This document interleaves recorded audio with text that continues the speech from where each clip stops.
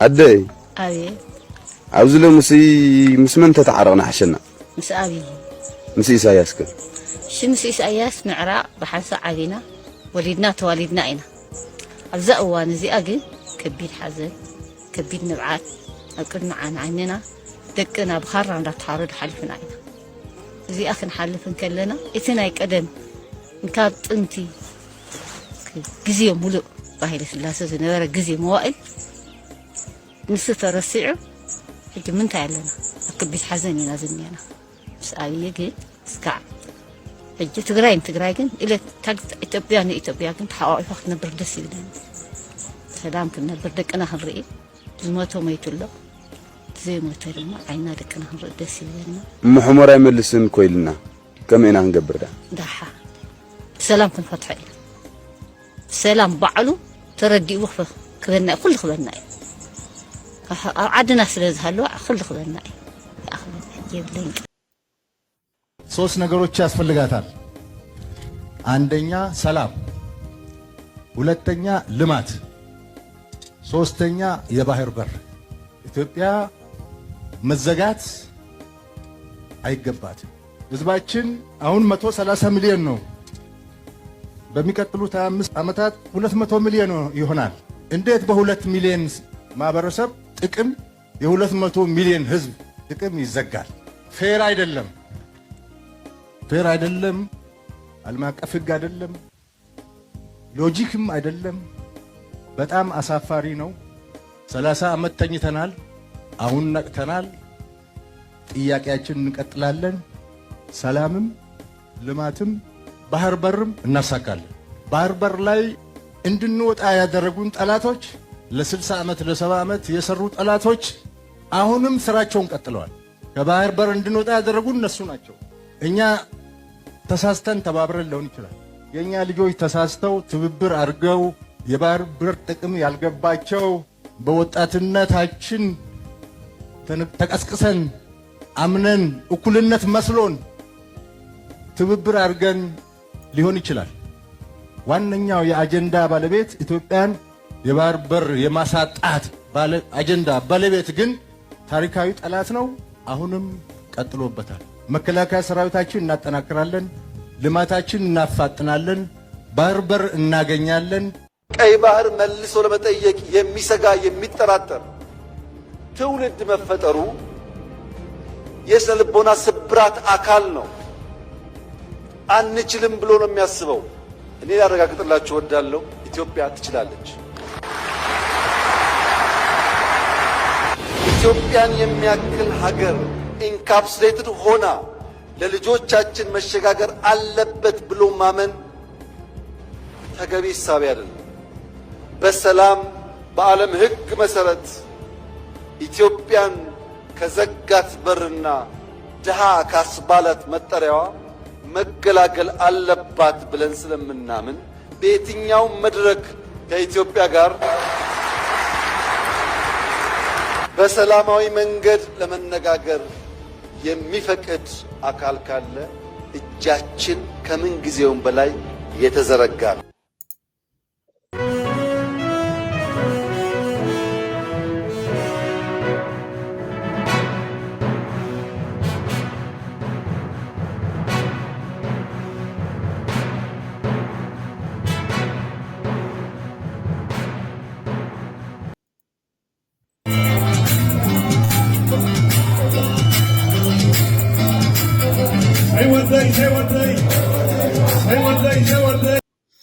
سلام كبرات تخاتلت التي بخمي وعيلكم كمي حديركم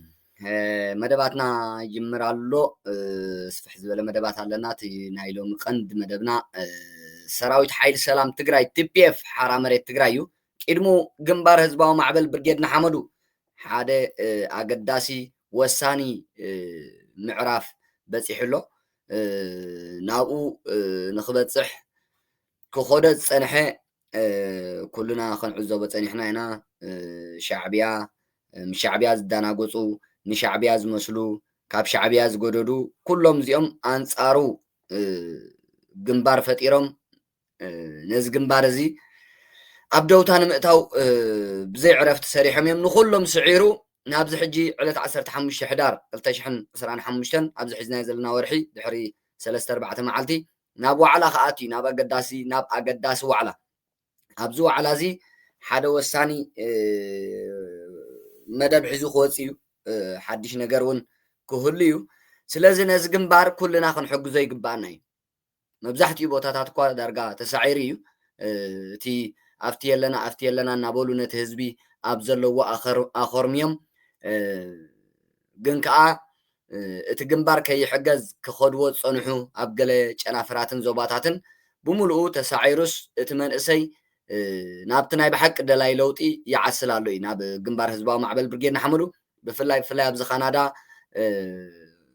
ብዙሓት ሕቡኣት ኣካላት ፀኒሖም ነቲ መንእሰይ ኣብ ዶታ ከእትውዎ እንታይ ገደሰና ኣብዚ እሱራት ኣለውና ኣብዚ ክሱሳት ኣለውና ብዛዕባኦም ንግበር ንሕና ኣብዚ ኮፍ ንበል ሲቪክ ንኹን ገለ መለ ዝብል ኣጀንዳታት ሒዞም ግን ከዓ ኩሎም ተሪእናዮም ኣንጻር ግንባር እዮም ቶም ከምኡ ዝብሉ ግንባር ክዕወት ዘይደልዮም እቲ ለውጡ እውን ክመፅእ ዘይብህጉ እዮም ስለዚ ነዚ ስዒሩ ኣሎ ዝመንእሰይ ብርጌድ ንሓመዱ ኣብ ኩሉ ጨናፍራትን ዞባታትን ፅቡቅ እዩ ዘሎ ኣብ ኣውሮጳ ይኹን ኣሜሪካ ካናዳ እስራኤል እውን ነፂሮም እዮም እዚ ኣብቲ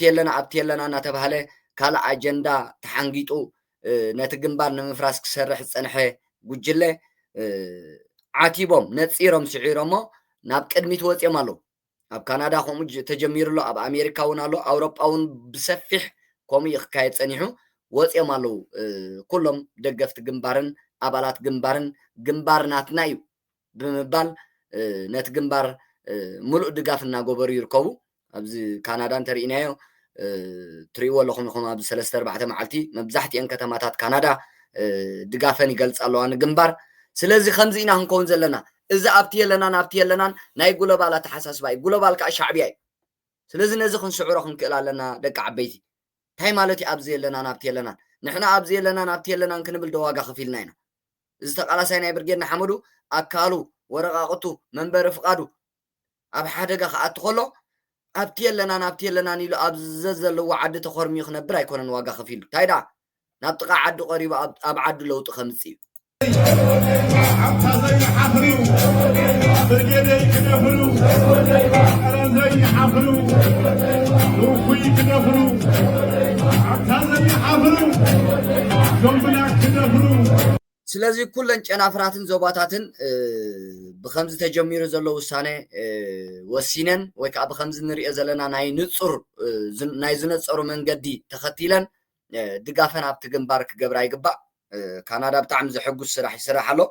ኣውሮጳ እውን ብጣዕሚ ፅፉፍ ዝኾነ ስራሕ ክስራሕ ፀኒሑ እዩ ኣሜሪካ እውን ትዝነፀረ እዩ ስዒሩ ዝወፀ እዩ ካብ መጀመርያ ስለዚ ነዚ ኢና ክንሕዝ ክንክእል ኣለና ከምዚ ናይ ካናዳ ሕጂ ተጀሚሩ ዘሎ ከምኡ እውን ኣብ ኩሉ ክቅፅል ኣለዎ እቲ ናይ ድጋፍ ንሱ ዝተኸቲለንሲ ኩለን ሃገራት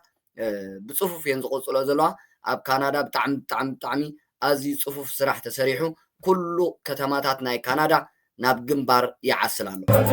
ወዲማ ይክነፍሩ ዓየ ይክነፍሩ ጀነራል ይክነፍሩ አይወደይ አረዘኝ ሓፍሩ ረገዳ ይክነፍሩ አይወደይ ሓፍሩ ወይ ያ ዝግንባር ህዝባዊ ማዕበል ብርጌድ ንሓመዱ ዝሕጂ ዝኣትዎ ዘሎ ሓድሽ ዋዕላ ፈላማይ ጉባኤ ንሱ ንክዕወት እውን ኩሉ ተቃላሳይ ኩለን ጨናፍራትን ዞባታትን ብርጌድ ንሓመዱ ዓቕመን ክገብራ ይግባእ እዩ ምክንያቱ ከምቲ ኩሉ ግዜ ንብሎ ንሕና ኣብ ዘለናይ ዓዲ ተኸርሚና ክንነብር ዘይኮነስ ኣብ ጥቃ ዓድና ቀሪብና ነቲ ዓድና ዘሎ ስርዓት ረጅም ቸንጅ ክንገብር እዩ ረጅም ቸንጅ ኢና ንብል ዘለና ረጅም ቸንጅ ኢና ልዕልና ዘለና ረጅም ቸንጅ ቃልስና ስቁልካ ኢሳያስ ክመውት ፊሊጶስ ክሕንክስ ኣይኮነን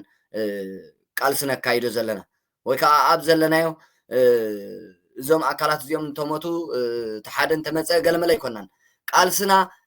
ናይ ዝነፀሩ እዩ ረጅም ቸንጅ እዩ ሶ እዚ ከዓ ኣብ ጥቃ ዓድካ ቀሪብካ ኣብ ዓድካ ዘሎ ስርዓት ምግፋጥ ጥራይ ነዚ ስርዓት እዚ ድፋእ ኣቢልካ ምእላይ ጥራይ ስለዚ እዚ ግንባር እዚ ነዚ ይሒዙሎ ሕቶ ነይርዎ እዩ ብርጌድ ንሓመዱ ሕቶኡ ድሕሪ ዲያስፖራ ከዝብል እዚ ግንባር መሊስዎ ኣሎ ድሕሪ ዲያስፖራ ኣብ ጥቃ ዓዱ ቀሪበሎ ስለዚ ነዚኣ ክንገብር ኣለና ከምዚ ካናዳ ንሪኦ ዘለና ሕጂ ተጀሚሩ ዘሎ ፈንጢስ ወፂ ዘሎ ኩለን ከተማታት ናይ ካናዳ ዳርጋ ዝበዝሓ ንሕና ምስ ግንባር እምበር ኣፍቲ የለና ምስ ዝብሉ እሞ ከዓ ኣንጻር ግንባር ምስ ዝኾኑ መራሕትን ጉጅለታትን ብኦም ድምፅና ተዓፊኑ ሓይልና ተዳኺሙ ክንነብር ኣይንደልና ስለዚ ፈንጢስና ወፂና ኣለና እናበሉ ናይ ድጋፍ መግለፂ የውፅሎ ሓገዛት ገብርሎ ፅቡቕ እዚ ይኽቕፀል ዘሎ እዚ ይኽሳዓብ ዘሎ እዚ ኢና ክንገብር ዘለና ኣብ ጥቓ ዓድና ቀሪብና ኢና ነቲ ዓድና ዘሎ ስርዓት ንገጥም ስለዚ እታ ናይ ጥቓ ዓድና መድረክ ከዓ ባይታ ከዓ ግንባር ህዝባዊ ማዕበል ብርጌድ ንሓመዱ ፈጢርዋ ኣሎ ስለዚ እዚ ግንባር ክዕወት እዚ ግንባር ኣብ ዝብፃሕ ክበፅሕ እዚ ግንባር ነዚ ቃልስና ክዛዝሞ ኩልና ዓዓቕምና ሓገዛት ክንገብር ክንክእል ኣለና ብፍላይ ሕጂ ኣብ 3-4 መዓልቲ ነዚ ግንባር በቃ ዕውት ኮይኑ ዕውት ጉባኤ ካይዱ ወሳነ መድረክ ሒዙ ሓድሽ ፕሮግራም ኣውፅዩ ቃልስና ክሕፅር እዚ ቃልስና ኣብ ምዕራፉ ከብፅሖ ድጋፋትና ክንሪኦ ሓገዛትና ክንገብረሉ ይግባእ عكري كدفرو عرضي حفرو نحما كدفرو حفرو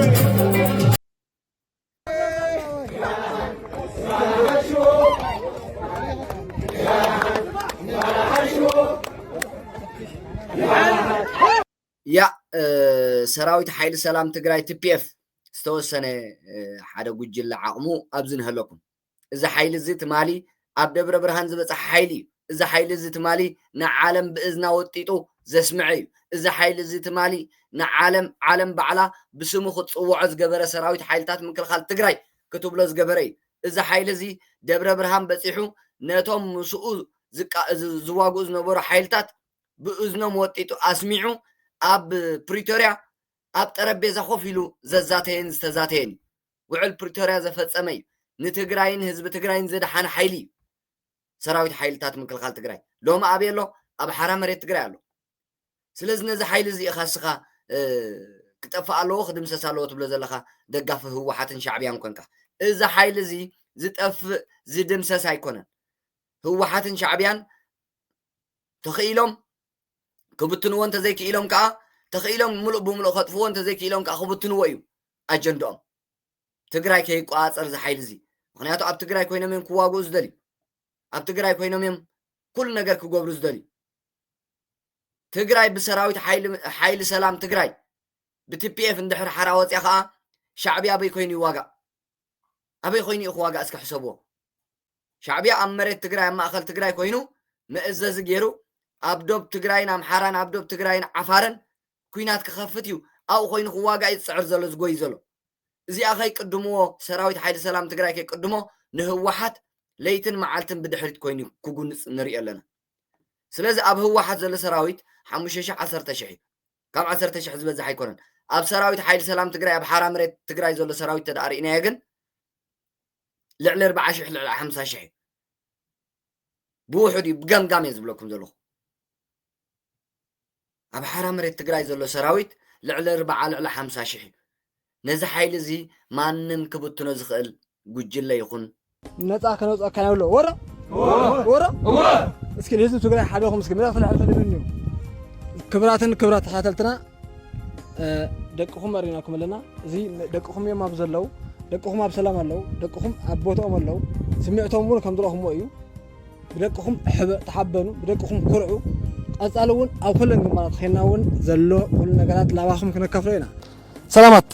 ሰላም ዶ መን ትበሃል ንፋለጥ ዶ ሻለቃ ሞተር ያ ሰራዊት ሓይሊ ሰላም ትግራይ TPF ኣብ ሓራ መሬት ትግራይ እቲ ዝተወሰነ ሓደ ጉጅለ ወይ ከዓ እንታይ ንበሎ ሓደ እቲ ዝተወሰነ ሓይሊ እዚ ዝበዝሕ ሓይልታት ኣብ ስራሕ ኣብ ድፋዕ ኣብ ግንባር ኣብ ስለያዊ ንጥፈታት ኣብ ወተሃደራዊ ንጥፈታት እዩ ካብቲ ጉጅለ ካብቲ ገለ ክፋል ናይ ሰራዊት ሓይሊ ሰላም ትግራይ እዚ ትሪእዎ ዘለኹም ኣሎ ከምቲ ኣብ መጀመርያ ዝረኣኹሞ ማለት እዩ እዚኦም ኣብ ዝኾነ ወተሃደራዊ ስራሕ ወይ ወተሃደራዊ ንጥፈታት ዘለዎ እዮም ስለዚ ሰራዊት ሓይሊ ሰላም ትግራይ መጀመርያ ዕላምኡን ኣጀንድኡን እቲ ኣብ ትሕቲ ባህላውያን ጀነራላት ህወሓት ዘሎ ሰራዊት ምድሓን ነዚ ሓይሊ ነዚ ኣብ ትሕቲ ባህላውያን ጀነራላት ህወሓት ዘሎ ሰራዊት ንምድሓን ቀዳማይ አጀንዲ ምክንያቱ ሻዕቢያ ከይጻወተሉ ምክንያቱ ወተሃደር ሻዕቢያ ኮይኑ ኣብዘይ ምልኮቶ ኩናት ኣትዩ ከይጠፍእ ከይጸነት እዚኣዩ ነዚኣ ከዓ ሰሪሕዋ ሻዕቢያን ህወሓትን አንጻር ኢትዮጵያ ኮይኖም ክሳምዑ ከሎ ኣብ ትግራይ መፈንቀለ መንግስቲ ክገብሩ ከሎ ቃል ኪዳን ክተኣታተው ከሎ ንኢትዮጵያ ንምውራር ከባቢ 150,000 ዝኮን ሰራዊት ነይርዎ ሽዑ ካብ ከይዶም ጎየ ሰራዊት ሓይሊ ሰላም ትግራይ ኣብ ሓራ መሬት ትግራይ ኣብ ህወሓት ዘይተቋፀሮ ቦታ ተመስሪቱ ነዚ ከባቢ 150,000 ዝኸውን ሰራዊት ብሓደ ግዜ ኣብ ትሕቲ እትይወሉ ሎማ ኣብ ሓራ መሬት ትግራይ ዘሎን ኣብ ትሕቲ ባህላውያን ጀነራላት ህወሓት ዘሎ ሰራዊትን ሰማይን ምድርን ይፍልልያቶ ብዙሖም ከዓ ረኣዩ ከባቢ 150,000 ዝነበረ ኣብ ትሕቲ ባህላውያን ጀነራላት ህወሓት ሎማ ኣብ የሎ ኣብ ሓራ መሬት ትግራይ ህወሓት መን ሒዛ ተሪፋ ዓፅመ ስጋዓ ወይ ከዓ ገለ ኣካል ኣገዲዳ ዝሓዘቶም ሎማ ኣብ ትሕቲ ባህላውያን ጀነራላት ህወሓት ዘሎ ወተሃደር እንተበፂሑ 10,000 ኣብ ሓራ መሬት ትግራይ ከዓ ልዕሊ 50,000 ልዕሊ 40,000 ዘሎ ስለዚ ተቀዳመይቲ ኣጀንድኡ ወይ ከዓ ዕላምኡ ንሰራዊት ኣብ ትሕቲ ባህላውያን ጀነራላት ህወሓት ዝነበረን ወይ ከዓ ነቲ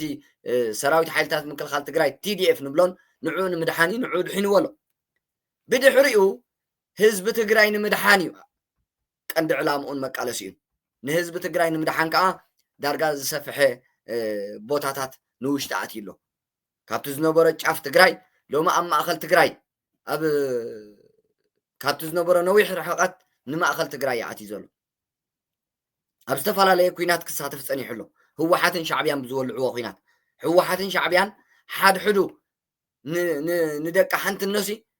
ኣብ ማዕዶም ማዕዶ ገይሮም ከዋግእዎም ደም ከፋስዎም ፀኒሖም ግደፉ ንዑ ግደፉ ሓድሕድና ኣይንቃተል ሓድሕድና ደም ኣይንፋሰስ ህወሓትን ሻዕብያን ንስልጣኖም እዮም ንሕና ፀረ ህዝቢ ትግራይ ዘይኮናስ መድሕኒ ህዝቢ ትግራይና እዚ ኣትይኹሞ ዘለኹም ኩናት መጥፍኢ ኢኹም እዩ ስም ዘይብሉ መስዋዕቲ ኢኹም ትኸፍሉ ዘለኹም ሕማቕ ኣማወታ ኢኹም ትሞቱ ዘለኹም ነብስኹም ኣድሕኑና ባና ንዑና በለ ከድሕን ፀኒሑ እቲ ዝተረፈ ከዓ ኣብኡ ከም ቆፅል ረጊፍ እዩ ሰራዊት ሓይሊ ሰላም ትግራይ እናቀተልዎ ክቆትልዎ እናመፁ መቸም ኣሕዋትና እዮም ኢሉ ስቂሉ ክዕዘብ ኣይክእልን ታይዳ ነብሰ ምክልኻል ክገብር ክግደድ እዩ ስለዚ ወፍሪ ናይ ባህላውያን ጀነራላት ህወሓትን ናይ ሻዕብያን ብዝግባእ ኣምኪንዎ እዩ ሰራዊት ሓይሊ ሰላም ትግራይ TPF ካብ ሓራ መሬት ትግራይ እዚ ሓይሊ እዚ ብማንም ሓይሊ ዝፈርስ ሓይሊ ይኮነን ሓሙሽተ ኮንካ ን50 ሰብ ኣይትገጥምን ኢኻ 5,000 ዘይኮን ሰራዊት ሓይሊ ሰላም ትግራይ ወላ 10,000 ዘይኮን ሰራዊት ናይ ባህላውያን ጀነራላት ህወሓት ነቲ ልዕሊ 50,000 ዝኸውን ሰራዊት ሓይሊ ሰላም ትግራይ ክገጥሞ ሞራላዊ ግዴታ የብሉ ዓቕሚ የብሉ ሞራላዊ ብቕዓት የብሉ ሎማ ኣብ ትሕቲ ባህላውያን ጀነራላት ህወሓት ዘሎ ብጥቕሚ ዝተኣሳሰረ ሰራዊት እምበር ወይ ብዓፅመ ስጋ ዝተራኸበ ሰራዊት እምበር እቲ ሰራዊት ህዝቢ ትግራይ ዝበሃል ኣብ ሓራ መሬት ትግራይ ዘሎ ስለዚ ሓይሊ እዚ በዞም ንብሎም ዘለና ጉጅለታት ብሻዕብያ ይኹን ብህወሓት ቀልጢፉ ዝፈርስ ቀልጢፉ ዝጥቃዕ ሓይሊ ኣይኮነን ኣጥቂዑ ዝስዕር ወፊሩ ዘድምዕ ተዋጊኡ ታሪኽን ጅግንነትን ዝሰርሕ እምበር ስቑኢሉ ከምቲ ኣብ ትሕቲ ባህላውያን ጀነራላት ህወሓት ዘሎ ዕላማ ዘይብሉ ሰራዊት ኣይኮነን ብዕላማ እዩ ኣብ ሓራ መሬት ትግራይ ዘሎ ብዕላማ እዩ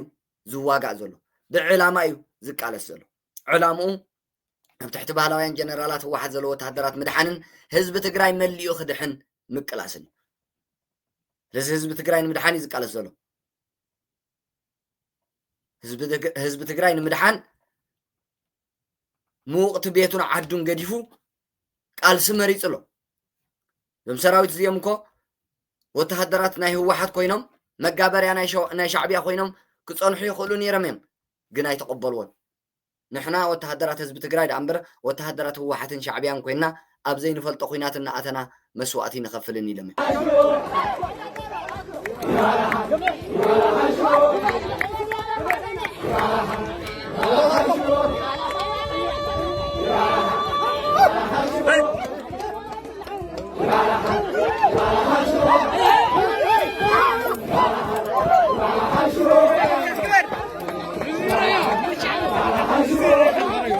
يا سراويت حيل سلام تجراي TPF كاب حرام مريت تجراي زي تزتوسنة ربع زخون كفال ربعونا يكون كنت أرو نايتي سراويت حيل سلام تجراي تزبزح أب ببطو أبدد دفعو أبوت هدرا وفري أبسليا وفري يزركب سلازي قال خفال نايتي أب حرام مريت تجراي زلو سراويت نزدر يوزلخم يمثل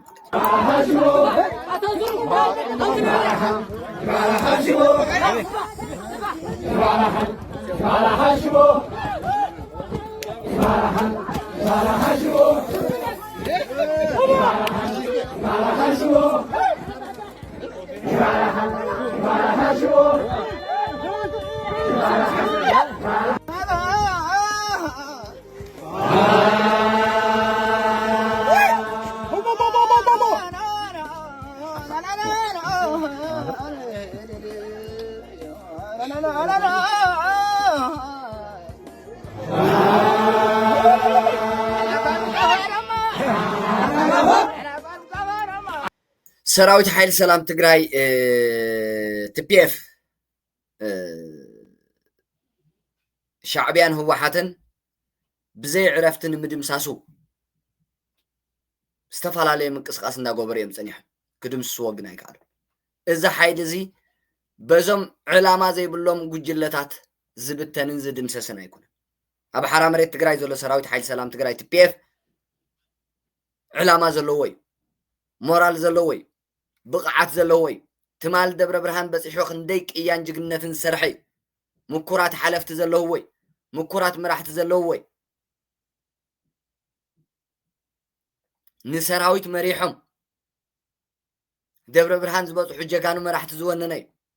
ات سراويتون مش مورالو مش بقعت زلو سراويتي زحرنا سراويتي سلاز سراويت زي مست مورال زي بلو سراويت مستحلنا زي بلو سراويت مستبقعت زي بلو سراويت مستوننا يموقع زي بلو سراويت قطيمو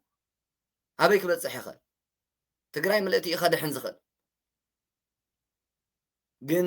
حداو ግጭት ክልዓል አይደልን ማንም ትግራዋይ ብሰንክት ዝተወልዐ ኩናት ክፋናቀል አይደልን ንህወሓት ጥርሓት ሪፍካ ትግራይ ብዘይ ኩናት ሓራን ምውፃእ ካብ መግዛእቲ ህወሓትን ሻዕብያን ወፍሪ ሰራዊት ሓይሊ ሰላም ትግራይ TPF እዚ علامو ازي سلازي حزب تግራይ كيفانقل تግራይ حد كم تهوحاتن شعبيان زمنيو حد او ግጭት كيغاطما سراويت حيل سلام تግራይ بمصنعتي بوتهدراو مصنعتي بخيلاتات ناي كوينات بمراحت ناي كوينات تحجزو نت شعبيان هوحاتن زدليو حنفشفش ناي تግራይ كي تكبر أما عالتاو نتفتاتنا أما عالتاو مصنعت وتهدراو مصنعتنا كايري يزركب أب تግራይسي بسنك شعبيان هوحاتن حزب تግራይ كفانقل يبلون من اسيك سدد يبلون تكالات كعني يبلون حزب خم حزبي أب صنتت كياتو سراويت حيل سلام تግራይ أب تطنقق كوينو حزب خدحن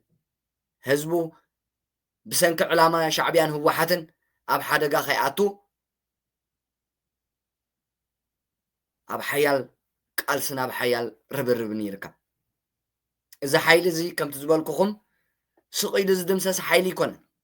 أب حرام ريت تግራይ زلو سراويت سي لعل 4 لعل 5 شح سراويت أب هو حات زلو سراويت 10 شح زي بصح سراويت مخ مورال زي بلو حلنا زي بلو ناي موقع منفسو بعلم هو حاتن شعبيان زقتلو مورال زي بلو كواقع دليت زي بلو نمنتاع علامه الى كواقع سلازم السراويت حيل سلام تግራይ TPF قطيمو خسعر زخل حيلي اب شعبيه يكون هو حات يلا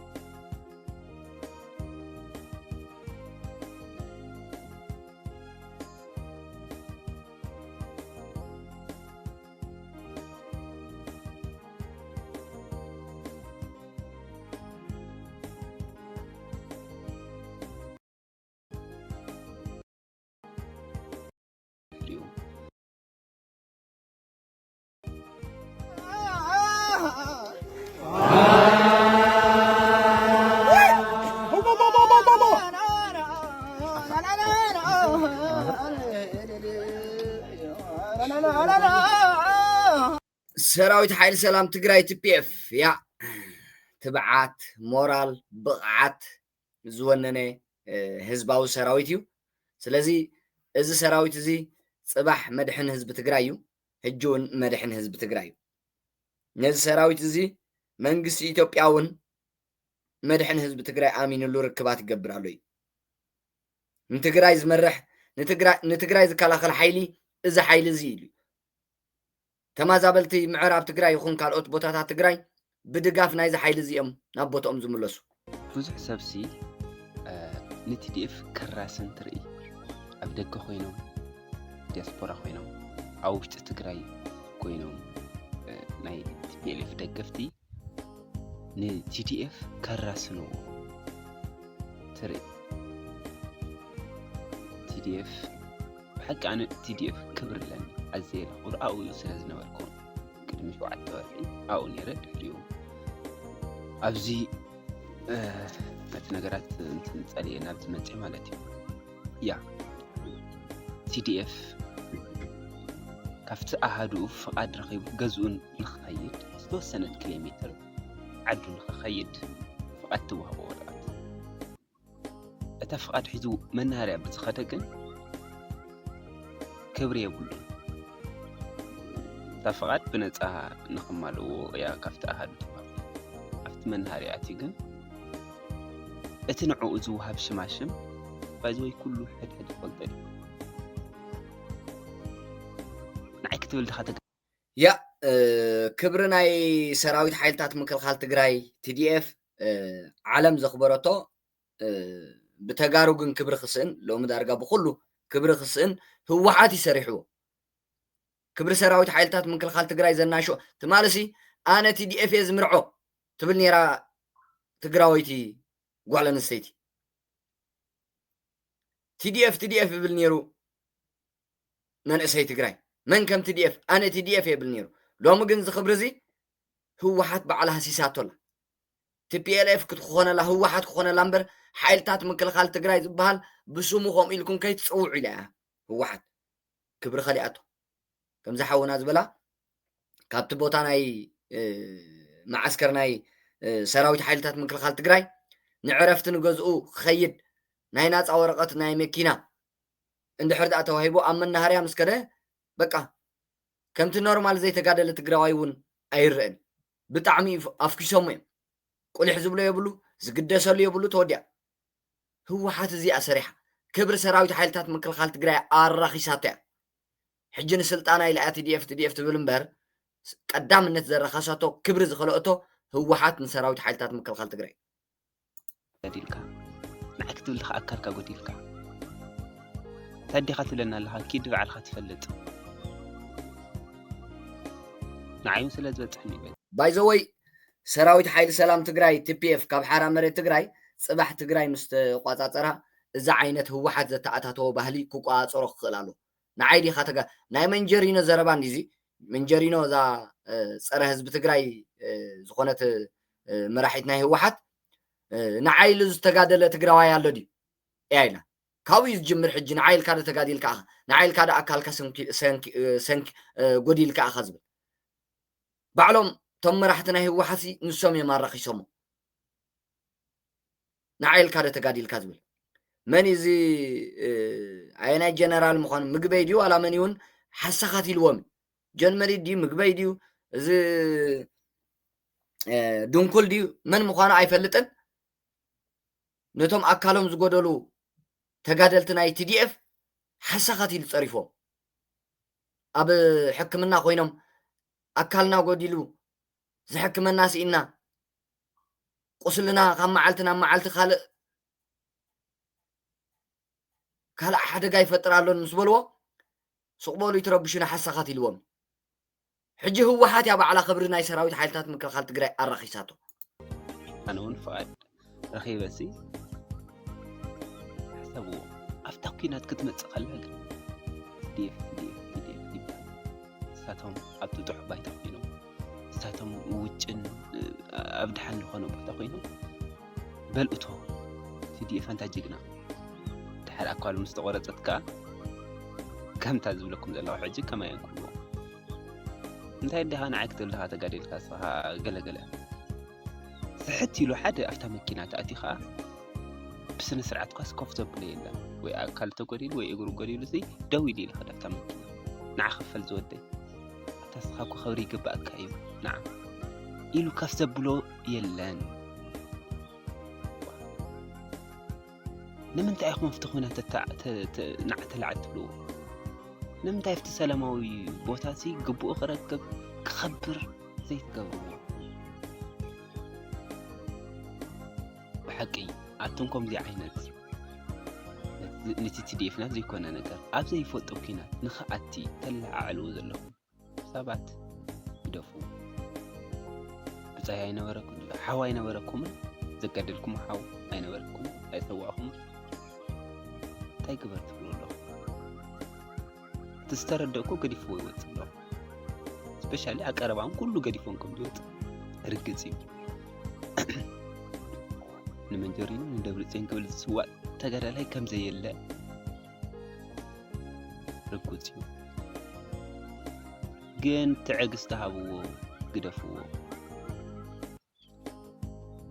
السون كما هم وليدو خزمت عدل هابو اي تراسنو شقت ناي كوينات ايتوفين تديف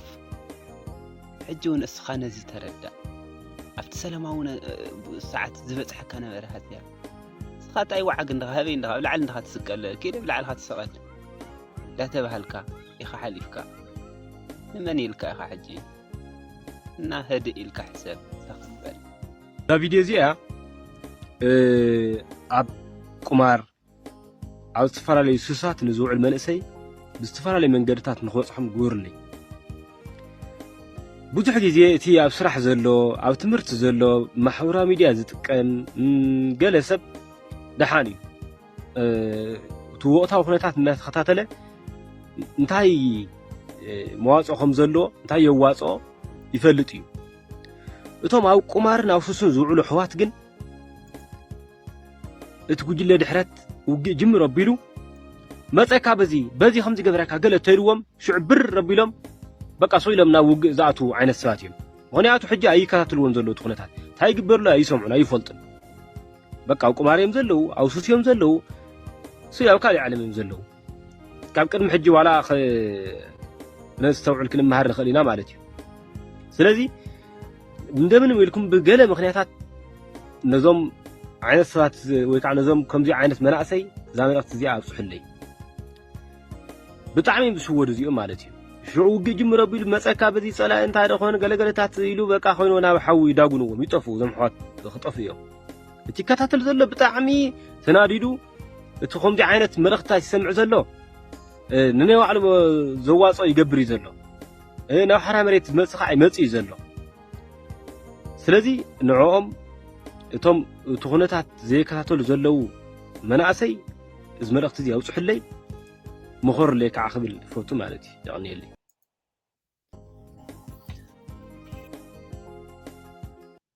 ያ ሰራዊት ሓይሊ ሰላም ትግራይ ነዚ ክትሰምዑ ፅናሕኩም ወይ ከዓ ከምዚ ክትሪእዎ ፅናሕኩም እዩ ዓቕምታቱ ሓይልታቱ ኣጣሚሩ ሙሉእ ሎማ ኣባይ ዘው ኣብ ሓራ መሬት ትግራይ ማዕለያ ዘይብሉ ሰራዊት እዩ ዘሎ ጥቕጥቕ عيلي زلو إذا حيل زي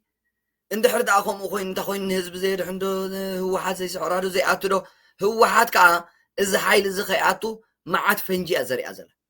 حد حدا وجدت تهب تجري أنا إن دحرت زي اللي خلاصي تجري تبتن ولا حوي ولا عب تجري لا إذا هو حد قبيراته زلا فنجتات هزب تجري إذا سنت فنجي نسو قدم كسعرن كوز إنك خلاله ህዝብ ኸይልክ ሰብ ጥበብ ወተሃደራዊ ጥበብ ዝተመልኦ ቃልሲ እዩ ዘካይድ ዘሎ ሰራዊት ሓይሊ ሰላም ትግራይ ሓይሊ ሲኢኑ ዓቕሚ ሲኢኑ ብዝሕ ስለ ዘይብሉ ገለመለ ይኮነ ብዝሕ እሞ ልዕሊ 50,000 ብገምጋም ናተይ ገምጋም እዩ ልዕሊ 50,000 ናተይ ገምጋም ምክንያቱ 150,000 ዝኾን ኣብ ትሕቲ ህወሓት ዝነበረ ሎሚ ሰራዊት ሎሚ ኣብ ሓራ መሬት ትግራይ ዘሎ ገምጋም ልዕሊ 50,000 ልዕሊ 40,000 ዝኸውን ኣብ ሓራ መሬት ኣብ ዝተፈላለዩ ግንባራት ኣሎ ስለዚ ሓይሊ ሲኢኑ ዓቕሚ ስለ ዘይብሉ መራሕቲ ስለ ዘይብሉ ክእለት ናይ ኩናት ስለ ዘይብሉ ጥበብ ኩናት ስለ ዘይፈልጥ ገለመለ ኣይኮነን ህወሓት ከዓ በዛ ሓይሊ እዚ ክድምሰስ በዛ ሓይሊ እዚ ክትሰዓር ምዃና ፈሊጣ ኣብ ትግራይ ዘይሓዊ ቁስሊ ዘይሓዊ ዘይጠፍእ ሓዊ ወሊዓ ክትጠፍእ ትደሊ እቲ ህወሓት ትደልዮ ከይትግበር ብሜላ ብጥበብ ህወሓት ክትጠፍእ ካብ ገጽ መሬት ትግራይ ሻዕብያ ክትጠፍእ ካብ ገጽ መሬት ትግራይ ህዝቢ ትግራይ ክድሕን ብዘይ ምፍንቓል ብዘይ ሞት ብዘይ መስዋእቲ ብዘይ ድምፂ ናይ ጥይት ህዝቢ ትግራይ ክድሕን እዩ ወተሃደራዊ ጥበብ ዝጥቀም ዘሎ ሰራዊት ሓይሊ ሰላም ትግራይ TPF ካብ ሓራም መሬት ትግራይ ሶ ናይ ሎም መደበይ ነዚ ዝመስል ነይሩ ክቡራት ተኸታተልቲ ልደት ቲቪ ኣብ ናይ ድሓር መደብና ክሳብ ንረኸብ ዓወት ነዚ ጅግና ሰራዊት ሓይሊ ሰላም ትግራይ ዓወት ንግንባር ህዝባዊ ማዕበል ብርጌድ ንሓመዱ ከምኡውን ዓወት ንጉባኤ ግንባር ህዝባዊ ማዕበል ብርጌድ ንሓመዱ ነዚ ዕለት 15 ዝዳሎ ዘሎ ዋዕላ ናይ ብርጌድ ንሓመዱ ዓወት ንዑ ሰላም ንህዝቢ ኤርትራ ንህዝቢ ትግራይ ንህዝቢ ኢትዮጵያ ደሓን ፅንሑ